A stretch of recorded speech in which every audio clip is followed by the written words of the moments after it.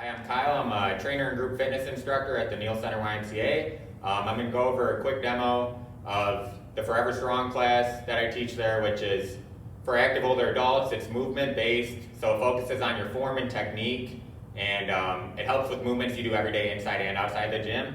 So the first movement we're going to do is a squat. So for that we're going to do the sit to stand. All you need for this is a chair. So for the sit to stand, you want to start with your feet at least shoulder width apart. You want to keep your core engaged, so how you engage your core is you're bringing your belly button towards your spine.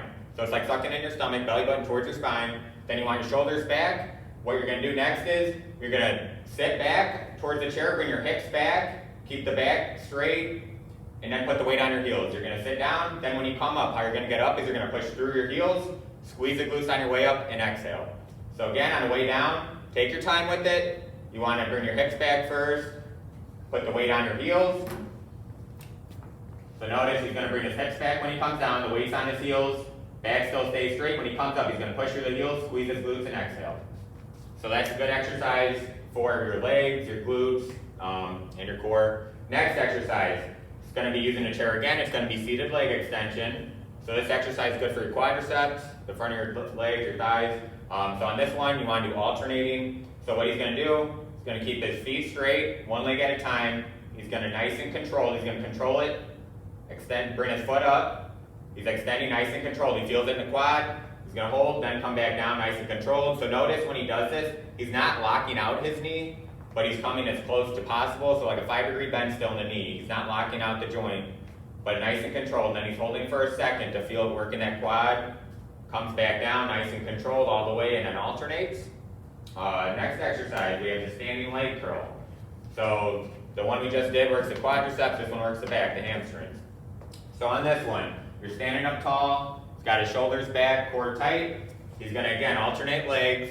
So he's going to bring one foot back, about 90 degrees, hold for a second. He feels it kind of stretching the hamstring. Then nice and controlled, he's going to come back down.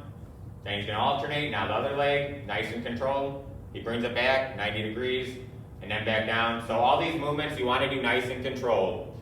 The amount of time it takes you to do the lifting part where he's bringing his foot up, you want to take about that amount of time on the way back down because you're still working the muscles if you control it on the way down back to the start. All right, next one we have is the standing hip abduction, which this is important because strengthening the hips helps prevent falls. So for this exercise, he's going to start with his feet close together, standing up tall, shoulders back, engaging core. He's going to bring out his right foot out to the side, gets a stretch in his hip, holds for a second. He's trying to keep his toe pointed forward, and then he comes back in nice and controlled. Then he goes back out to the side. Again, toe pointed forward, foot off the floor, then comes back in nice and controlled, gets a little stretch in the hip. Next exercise is going to be the balance exercise. So balance is huge. As we age, we want to maintain our balance, preventing falls. So for the next one for balance, what he's going to do is he's going to pick up his right foot, and he's going to just lift it off the floor and try and hold that. And then if he wants to make it a little more challenging, he's going to try and raise his knee a little bit. But all he's trying to do is raise that foot off the floor and still be able to keep his balance, core tight, shoulders back, foot off the floor again. To make it more challenging, raise the knee and the foot a little higher. To make it less challenging, just lower it a little bit, but you're trying to keep that foot off the floor and still be able to stand up straight and tall. Next exercise we have is going to be the row. So the bent over row, this is a good one to strengthen the lower back. So for this exercise, he's going to have his feet about hip width apart. Then what he's going to do first, he's going to come into a hip hinge. So how he's going to do that is he's going to unlock his knees about 10 or 20 degrees. It's minimal knee bend, but he's going to unlock his knees. Then he's going to bring his hips and his butt back. He's going to keep his spine neutral, so shoulders back. And then he's engaging the core. So again, first thing he does, he unlocks his knees, brings his hips back, keeps his shoulders back, and then what he's going to do with the dumbbells. See how he has his arms at his side? What he's going to do next is the only thing that's going to move, he's going to bring his elbows back and in towards the top of his rib cage. Just like that with the dumbbells, then he's going to pinch his shoulder blades together. So it's important when you come up to the top, he pinches his shoulder blades together to work the muscles of the back. Then nice and controlled, he's going to bring the dumbbells back to the start. Again, he's going to keep those elbows in, bring the elbows back, up and in, towards the core, pinches the shoulder blades together, and then he's going to control the movement on the way back. It's a great one for lower back. You can also, so if you don't have dumbbells, what you can also use is Some other objects at home, you could use milk jugs. If you want to put water in them or put something in them to make it a little lighter or heavier, that's up to you. You just want to make sure when you're doing it, you can control the movement. So you want a weight that on the way up, you can control it on the way down without dropping it. Again, the same amount of time it takes you to lift the weight, take about the same amount of time, nice and controlled on the way down. All right, so next exercise we have is the wall push-up. There's variations for this, so you could use the wall, you could use the chair, a counter. All those surfaces are kind of elevated, so it makes it a little easier. So the form for this one, notice his elbows are under his shoulders. So you want to keep the elbows in, you don't want them out, you want elbows in, so then it reduces shoulder pain. What he's going to do is he's going to bring his feet back,